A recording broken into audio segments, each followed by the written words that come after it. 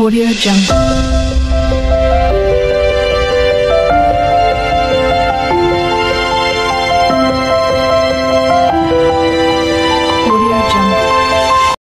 সুপ্রিয় শিক্ষার্থীরা, তোমাদের সকলকে আজকের এই ভিডিওতে সুস্বাগতম জানাচ্ছি।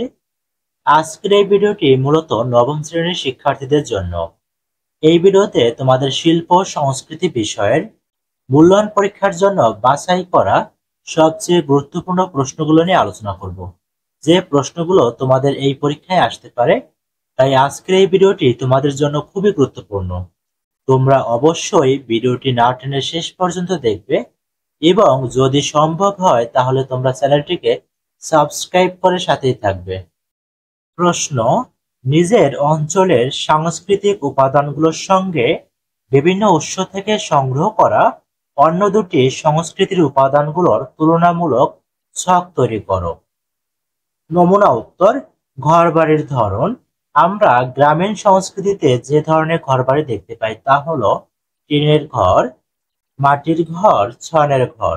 নগর সংস্কৃতির ক্ষেত্রে আমরা আমাদের চারপাশের ঘরবাড়ি সব সুউচ্চ বিল্ডিং। ক্ষুদ্র নৃগোষ্ঠীর সংস্কৃতির ক্ষেত্রে বাঁশ বেত দিয়ে উঁচু করে মাচার উপর ঘর নির্মাণ করা হয়। ঘর মূলত পরিবেশের উপর নির্ভর করে, অর্থাৎ যে এলাকায় বা যে পরিবেশে যে উপাদানের আধিক্য বেশি থাকে, মানুষ সবসময় চেষ্টা করে সেই উপাদানগুলো ব্যবহার করে ঘরবাড়ি তৈরি করে। যেহেতু তোমার ক্ষুদ্র নৃগোষ্ঠীরা পাহাড়ি অঞ্চলে বসবাস করে, ওই সকল অঞ্চলে বাঁশের আধিক্য বেশি থাকে, তাই তারা বাঁশ বেত দিয়ে উঁচু করে মাচার মতো করে ঘর নির্মাণ করে। খাবারের ধরন: গ্রামীণ সংস্কৃতি। গ্রামীণ পরিবেশের মানুষ যে সকল খাবার খায় তা হলো পান্তা ভাত, ভর্তা, পিঠা, মাছ, ডাল। নগর সংস্কৃতিতে মূলত মানুষজন কাচ্চি, বোরহানি, বাকেরখানি, কাবাব এগুলো মূলত শহর অঞ্চলে মানুষজন বেশি খেয়ে থাকে। আর ক্ষুদ্র নৃগোষ্ঠী মানুষগুলো তারা কি খায় দেখো, বাঁশকুড়োল। বাঁশকুড়োল অনেকেই দেখে থাকে, অর্থাৎ কচি বাঁশ। বাঁশ যখন প্রথম অবস্থায় বড় হওয়া শুরু করে তাহলে ওই সময়টায় যে একদম কচি অংশটুকু বাঁশের, সেটাকে বলা হয় বাঁশকুড়োল। পাহাড়ি কলা, কচু শাক ইত্যাদি। পোশাকের ধরন: গ্রামীণ সংস্কৃতির মানুষজন মূলত শাড়ি এবং লুঙ্গি পরে, মেয়েরা শাড়ি এবং পুরুষেরা লুঙ্গি পরিধান করে। নগর সংস্কৃতির ক্ষেত্রে kameez, shirt, pant, jeans, kurti, panjabi, dhoti. তবে ক্ষেত্র বিশেষে যারা বাসায় বেশিরভাগ সময় থাকে তখন তারা বাসায় থাকার সময় লুঙ্গি পরে থাকে। ক্ষুদ্র নৃগোষ্ঠীর সংস্কৃতির ক্ষেত্রে গামছা, পিনন, কামিজ, শার্ট, ফতুয়া, স্কার্ট এগুলো পরিধান করে মূলত।